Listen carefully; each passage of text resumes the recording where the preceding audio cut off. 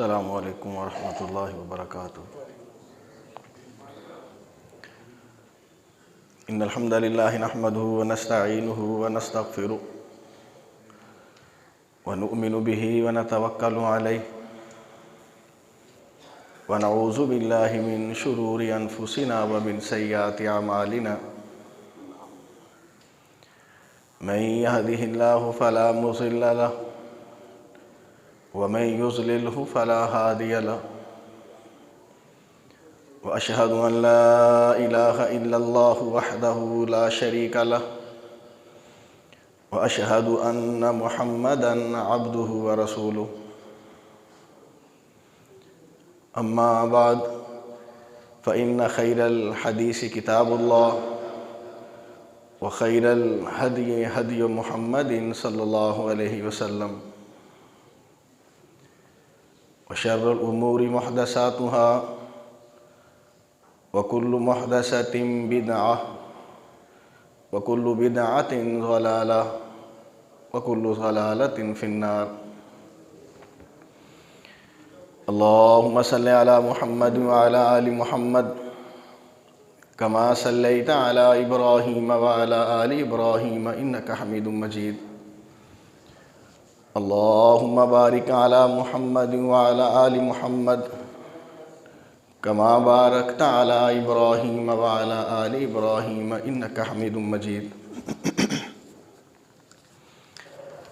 رب اشرح لي صدري ويسر لي أمري واحلل عقدة من لساني يفقهوا قولي۔ رب زدني علما رب زدني علما۔ اعوذ باللہ من الشیطان الرجیم۔ الذی خلق الموت والحیاة لیبلوکم ایکم احسن عملا۔ ہر قسم کی حمد و ثنا، تعریف، بزرگی، برتری اللہ تعالیٰ کی ذات اقدس کے لیے۔ درود و سلام سید الاولین والآخرین، امام الانبیاء و امام المرسلین حضرت محمد رسول اللہ صلی اللہ علیہ وآلہ وسلم کی ذات اقدس پر۔ اللہ تعالیٰ کا ہم سب پر احسان، اللہ تعالیٰ نے اسلام جیسی عظیم نعمت سے نوازا۔ دعا بھی کریں، کوشش بھی کریں، اللہ ہم سب کا خاتمہ اسی ایمان پر فرمائے۔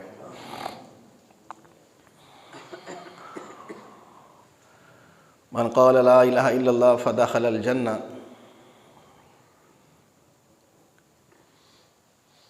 جس آدمی نے کلمہ توحید پڑھ لیا، اللہ تعالیٰ اس کا داخلہ جنت میں کرے گا۔ فَلْيَعْمَلْ عَمَلًا صَالِحًا۔ بس ایمان والو، تمہیں چاہیے کہ تم کثرت سے ایسے اعمال کرو جو اللہ تعالیٰ کے ہاں قبولیت والے ہوں۔ اس لیے کہ ان الذین آمنوا وعملوا الصالحات، جو لوگ ایمان لائیں اور ایمان لانے کے بعد اللہ تعالیٰ کے سامنے اعمال صالحہ لے کر گئے، بس یہی لوگ پھر کامیاب ہیں۔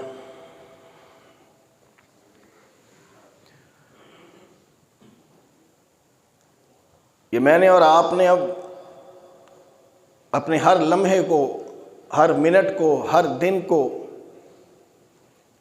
آخری اور قیمتی سمجھنا ہے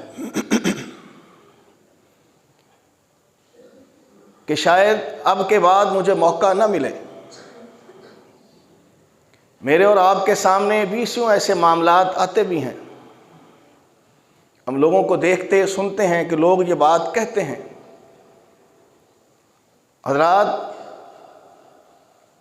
فلاں شخص دنیا سے رخصت ہو گیا، تو اکثر آپ کہتے سنیں گے وہ تو ابھی ہمارے ساتھ تھا، رات کو میرے ساتھ تھا، ہم نے کھانا کھایا تھا، ہم بیٹھے تھے، ہم نے باتیں کی تھی۔ یہ ہے میری آپ کی حقیقت کہ انسان کو کوئی خبر نہیں اس کی موت کب آنی ہے، کس حالت میں آنی ہے، کس زمین پر، کس شہر میں، کس بیماری سے آنی ہے، کوئی خبر نہیں۔ جب خبر نہیں تو اسی لیے پھر مجھے آپ کو اس موت کی تیاری بھی کرنی چاہیے کہ میں نے اور آپ نے اللہ کے سامنے کیا پیش کرنا ہے۔ ہمارے اعمال ایسے ہیں، میں اور آپ اپنی اپنی جگہ ہر بندہ کوشش کرے، کیا کوئی ایسا خاص عمل ہے جو میں اللہ کو پیش کروں کہ اللہ یہ عمل میرے اور تیرے درمیان میں تھا، میں نے اس کی کسی اور کو خبر نہیں ہونے دی، تو جانتا ہے میں نے یہ عمل تیرے لیے کیا تھا۔ وہ 3 آدمیوں کا قصہ آپ کے سامنے ہے۔ ان تینوں آدمیوں نے پریشانی کے عالم میں، جبکہ موت ان کے سامنے کھڑی تھی، اگر اپنی ان نیکیوں کو اللہ کے سامنے پیش نہ کرتے اور یہ کہہ لیں کہ اگر ایسی نیکیاں نہ کی ہوتی تو یقیناً وہ غار کے اندر ہی فوت ہو جاتے۔ ایسی کچھ نیکیاں ضرور میرے آپ کے پاس بھی ہونی چاہیے جس کی خبر صرف آپ کو، مجھے اور اللہ کو ہونی چاہیے، کہ قیامت کے دن ہم اس نیکی کی بنیاد پر اللہ سے گفتگو کر سکیں کہ یا اللہ تو نے دنیا میں بھی ایسے لوگوں کی باتیں سنی ہیں، ان کی نیکیوں کو قبول کر کے ان کے لیے آسانیاں کی ہیں، اے اللہ فلاں میری ایک ایسی نیکی ہے جو میں نے بہت بڑی کی تھی اور اس کی خبر بھی تجھے مجھے ہے، اے اللہ میرے گناہوں کو معاف فرما دے۔ کچھ نیکیاں ایسی بھی ہونی چاہیے، کچھ اعمال ایسے بھی ہونے چاہیے، ہم اللہ کے سامنے بڑے سینہ تان کر خوشی سے فخر سے پیش کر سکیں، اے اللہ میں نے یہ نیکیاں کثرت سے کی ہیں اور ہٹ کر کی ہیں۔ ہمارا المیہ بدقسمتی سے یہ ہے، ہم فرائض سے دور ہیں اور نوافل میں بڑے ہم گھسے ہوئے ہیں۔ لوگوں سے آپ پوچھ کر دیکھ لیجئے، آپ کو لوگ بتائیں گے میں روزانہ استغفار کا 100 بار وظیفہ کرتا ہوں، سبحان اللہ کا اتنی بار، الحمدللہ کا اتنی بار، لا الہ الا اللہ، لا حول ولا قوت الا باللہ، مختلف اذکار آپ کو بتلائیں گے۔ یہ نفلی چیزیں ہیں، جب ان سے فرائض سے متعلق سوال کیا جاتا ہے بس ہم یہ اذکار کر تو رہے ہیں، کوئی فائدہ نہیں۔ جب فرائض ہی میرے آپ کے کھاتے میں نہیں ہے تو نفل آپ جتنا مرضی پیش کرتے رہیں۔ فجر کی نماز کا وقت ہے، فجر کی نماز کی اذان ہوتی ہے، ہم سو جائیں، ساری رات ہم تہجد پڑھتے رہے، ساری رات قرآن پڑھتے رہے، سوچئے کیا فائدہ ایسے قرآن اور ایسے نوافل کا؟ وہ تو نفلی عبادت تھی۔ فرض کی باری آئی تو شیطان مجھ پر حاوی ہو گیا، جس شیطان سے متعلق اللہ نے ہمیں بار بار خبر دی تھی کہ ایمان والو عدو الشیطان، شیطان تمہارا دشمن ہے، تم نے بھی اس کو دشمن سمجھنا ہے، یہ تمہیں اپنے ساتھیوں کی طرف بلائے گا، پکارے گا، اس لیے کہ تمہاری وجہ سے اس نے اللہ سے جنگ لی ہوئی ہے۔ ہماری وجہ سے ہے، ہاں اللہ میں آدم کو سجدہ کیوں کروں؟ اللہ کی نافرمانی کی اور اللہ سے اجازت لے کر اب ہمارے راستے میں دائیں بائیں آگے پیچھے سے ہمیں گمراہ کرتا ہے اور کوشش کرتا ہے میں نے تو جہنم میں جانا ہی جانا، جتنی زیادہ تعداد میں جہنم میں ان لوگوں کی لے جا سکوں وہ لے جا رہا ہے، کوشش بھی کر رہا ہے۔ یعدہم ویمنیہم، تمہیں امیدیں دلاتا ہے، تمہیں وعدے دیتا ہے، وعدے اس بات کے کہ کوئی ایسی بات نہیں، میں ہوں نا، امیدیں اس بات کی کہ اللہ بڑا غفور و رحیم ہے۔ آپ خود سوچئے، آپ کسی شخص کو اپنے ہاں ملازم رکھتے ہیں، آپ کا اس سے معاہدہ ہو گیا کہ آپ نے 1 ماہ یہ کام کرنا ہے اور آپ کی یہ تنخواہ طے ہے، 1 مہینے کے بعد وہ شخص آپ کے پاس آئے اور آ کر کہے جی میری تنخواہ مجھے دے دیں جو میری آپ کے ساتھ طے تھی، آپ نے تو یہ کہنا بھائی تیری میری تنخواہ طے تھی، ہمارے پاس ایگریمنٹ معاہدہ موجود ہے، مگر تو کام پہ 1 دن بھی نہیں آیا، تو تنخواہ مجھ سے کیسی مانگ رہا ہے؟ حق تو یہ تھا کہ معاہدے کے تحت تو آتا، محنت کرتا، مزدوری کرتا، کام کرتا، میں مہینے کے بعد تجھے تیرے ساتھ جو طے تھا وہ دیتا۔ اللہ کے ساتھ ہمارا طے ہے کہ جو لا الہ الا اللہ پڑھے گا اللہ اس کو جنت میں داخل کرے گا۔ کیا ہم اس لا الہ الا اللہ کے مطابق عمل کر رہے ہیں؟ عمل ہم کریں نا اور اللہ کو کہیں کہ یا اللہ تیرا ہمارا ایگریمنٹ نہیں تھا، تو نے وعدہ نہیں دیا تھا کہ جو کلمہ پڑھے گا میں اس کو جنت میں بھیجوں گا، بھیج۔ کیسے بھیجے گا؟ کام پہ تو ہم ایک دن بھی نہیں گئے، یا گئے تو اپنی مرضی سے گئے، یا گئے تو کسی اور کو خوش اور راضی کرنے کے لیے گئے، تو اللہ ہمیں مزدوری کیسے دے گا؟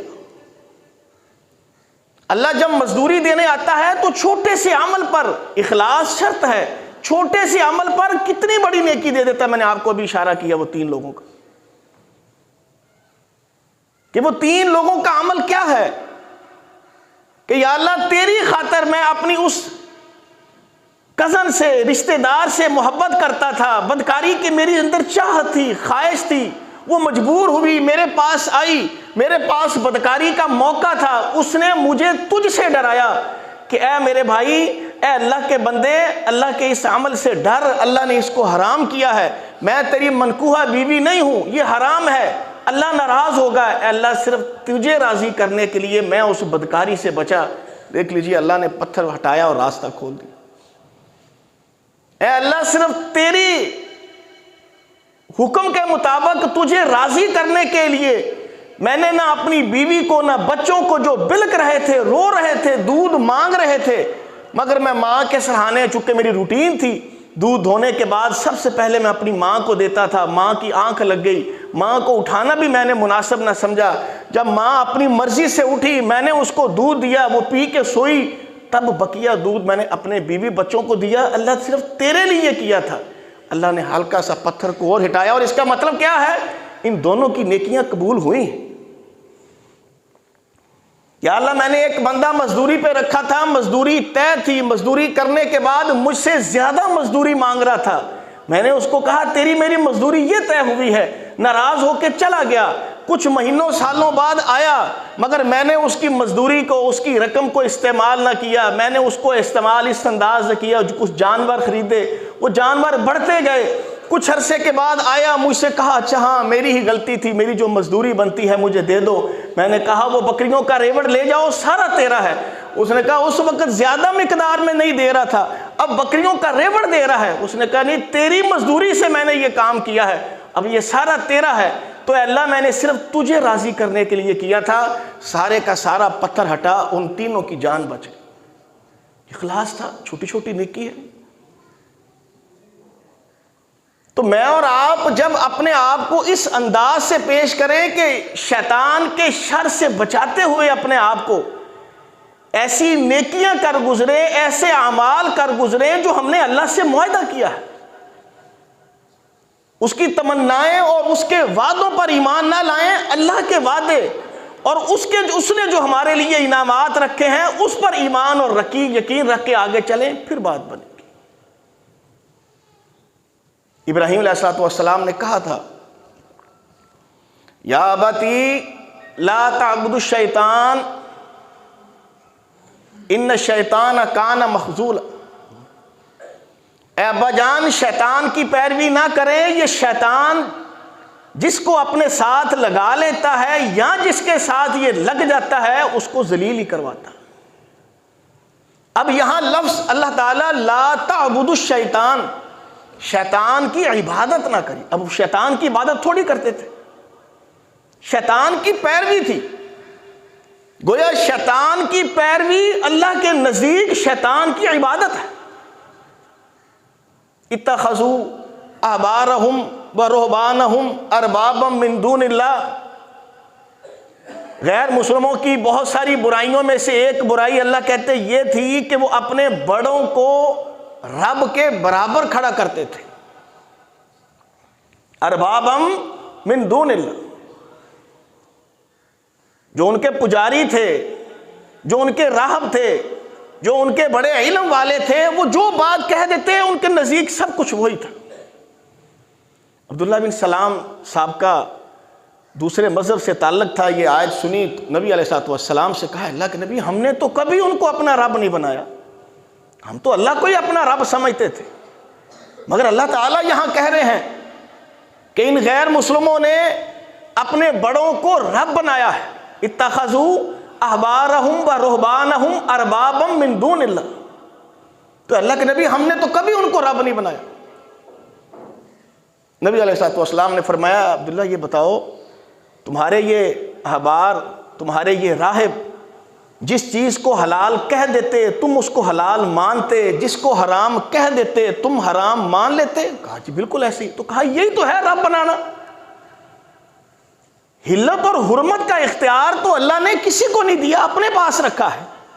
جب تمہارے یہ راہب کسی بھی چیز کو اپنی مرضی سے حرام کہہ دیتے، تم جانتے بوجھتے یا نہ تحقیق کرتے ہوئے اس کو حرام سمجھ لیتے، اس کو حلال سمجھ لیتے، اس کو عبادت سمجھ کے کرتے رہتے، یہ حق اللہ کہتے میرا تھا، تم لوگوں نے اپنے راہبوں کو، اپنے مولویوں، ان علاموں کو، پیروں فقیروں کو دے دیا، تو یہی تو اللہ کے ساتھ تم نے زیادتی کی۔ یہ جرائم جو سابقہ قوموں میں تھے، شیطان کی بھرپور کوشش ہے قیامت تک یہ جرائم اسی طرح آنے والی ہر نسل، ہر قوم میں رہے۔ ہمارے اندر بھی اسی طرح کرتا ہے، نیکی بنا کر، ثواب بنا کر ہمیں یہ باور کرواتا ہے یہ جائز ہے، حرج کیا ہے، پھر کیا ہے۔ بات حرج اور پھر کی نہیں ہے، بات محمد رسول اللہ صلی اللہ علیہ وآلہ وسلم کے لائے ہوئے دین کی ہے۔ نبی علیہ السلام نے فرمایا قیامت کا دن ہوگا،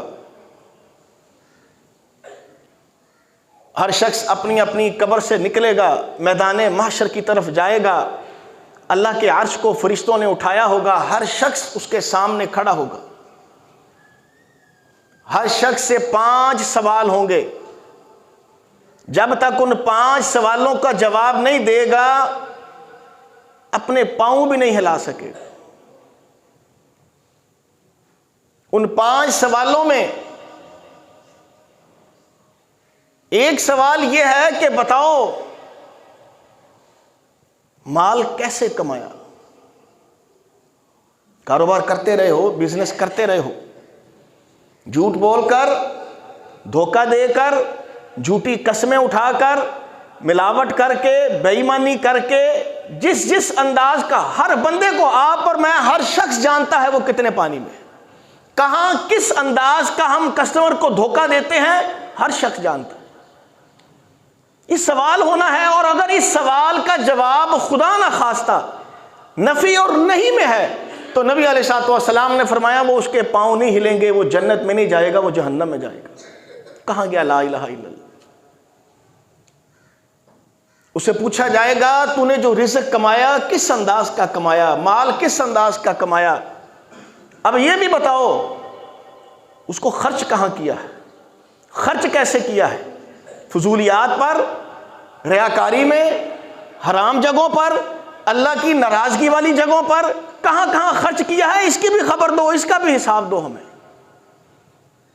مجھے آپ کو، ہم سب کو خبر ہے اللہ نے ہمیں جتنا بھی رزق دیا ہے ہم اللہ کی راہ میں کتنا خرچ کرتے ہیں، فضولیات پر کتنا خرچ کرتے ہیں۔ شیطان تو ہمیں کہتا ہے ان المبذرین کانوا اخوان الشیاطین، اللہ کہتے ہیں یہ فضول خرچیاں کرنے والے، حرام جگہوں پر لگانے والے، یہ تو شیطان لوگ۔ اللہ کی راہ میں خرچ کرتے وقت ڈراتا ہے، ہاں تیرے پاس 1000 ہے، 100 روپیہ لگائے گا 900 رہ جائے گا۔ دوستوں یاروں پر لٹا، حرام کاریوں پر لٹا، جہاں جہاں تیرے دوست احباب کہتے ہیں، جہاں تیرا من چاہتا ہے اس کو خرچ کر، تجھے کون سا کو پوچھنے والا ہو؟ بھائی کیوں نہیں پوچھنے والا؟ جس نے دیا ہے اس نے پوچھنا ہے۔ تیری مقدر میں، قسمت میں رزق میں نے لکھا تھا، میری رحمت اور برکت سے تجھے ملتا تھا، تیری محنت سے نہیں ملتا تھا، تو جو ہے جو مرضی سمجھتا رہے۔ میرے کن کہنے سے تمہیں رزق ملتا تھا، بتا اس کو خرچ کہاں کہاں کرتا رہا؟ بتا عمر کیسے گزاری؟ تجھے زندگی جو میں نے دی، تجھے سانس دیے، 10 20 50 60 جتنی تیری عمر ہے، نبی علیہ الصلوۃ والسلام نے فرمایا میری امت کی جو عمر ہے وہ 60 سال کے قریب ہوگی، کوئی 60 سے چند سال اوپر چلا جائے گا، کوئی نیچے آ جائے گا، ایوریج جو عمر ہے امت محمدیہ کی وہ 60 سال ہے۔ مگر یہ ذہن میں رکھیے گا کچھ چیزیں ایسے ہیں اگر ہم اس کو کھو دیں وہ مل جاتی ہیں، کچھ چیزیں ایسی ہیں کھو دیں بالکل نہیں ملتی۔ ہمارا ذہن ہے کہ ہاں ایک بچے کی پیدائش 1 جنوری کو ہوئی تھی، دوبارہ 1 جنوری آ گئی ہے، او بھائی نہیں آئی، دھوکہ ہے، شیطان نے دھوکہ دیا ہوا ہے کہ دوبارہ آ گئی ہے، وہ گئی، وہ وقت نکل گیا، گزر گیا، اب وہ نہیں ہاتھ آنے والا۔ اب میں اور آپ یہ سوچیں جو وقت گزر گیا یا ہم نے گزار دیا وہ کیسا گزرا تھا؟ اللہ نے مجھے عمر دی ہے، اللہ حق محفوظ رکھتے ہیں، اے بندے تجھے میں نے 40 50 60 سال دیے، بتا کیا کرتا آیا؟ میری بغاوتیں کتنی کی، میری سرکشیاں کتنی کی، میری اطاعت اور فرما برداری کتنی کرتا آیا؟ میرے اور میرے نبی کے مطابق چلتا رہا ہے کہ اپنی من مرضی کرتا رہا ہے؟ کہ تیرا ذہن یہ تھا کہ نہیں میری زندگی ہے اور جیسے مرضی گزاروں؟ جو خودکشی کرتا ہے، خودکشی کو اسلام اللہ تعالی حرام کیوں کہتے ہیں؟ اسی وجہ سے کہ جو میرے پاس آپ کے پاس یہ جان ہے، یہ روح ہے، میری آپ کی نہیں ہے، یہ اللہ کی ہمارے پاس امانت ہے، ہم اس کے اللہ کے پاس جا کر جواب دہ ہوں گے۔ اللہ کو ہمیں بتانا ہوگا کہ یا اللہ تو نے اتنے سال دیے تھے، اتنے سال میں نے کیا کیا ہے، ایک ایک دن کا حساب دینا ہوگا، ایک ایک دن کا۔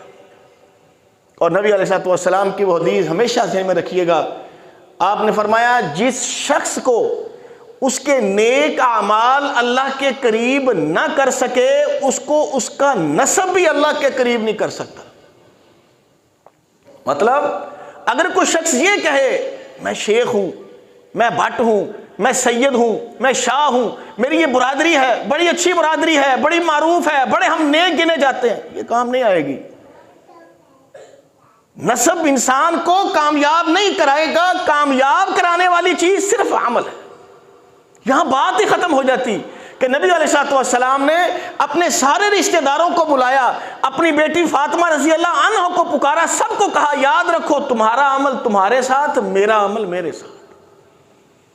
تم اس وجہ سے عمل چھوڑ دو کہ نبی ہمارا باپ ہے، نبی ہمارا چاچا ہے، نبی ہمارا رشتہ دار ہے، نبی ہمارا خاندانی فرد ہے، اللہ ہمیں چھوٹ دے دے گا؟ نہیں، اللہ تعالیٰ نسب کی وجہ سے کسی کو چھوٹ نہیں دے گا، اللہ جس کو چھوٹ دے گا صرف عمل کی وجہ سے دے گا۔ اب یہ میں نے اور آپ نے دیکھنا ہے کہ برادری کا ازم تو ختم ہو گیا کہ اللہ کے سامنے برادری برودری کوئی چیز نہیں ہے، اللہ کے سامنے ایک ہی چیز ہے اور وہ عمل ہے۔ اب میرا آپ کا عمل کیسا ہے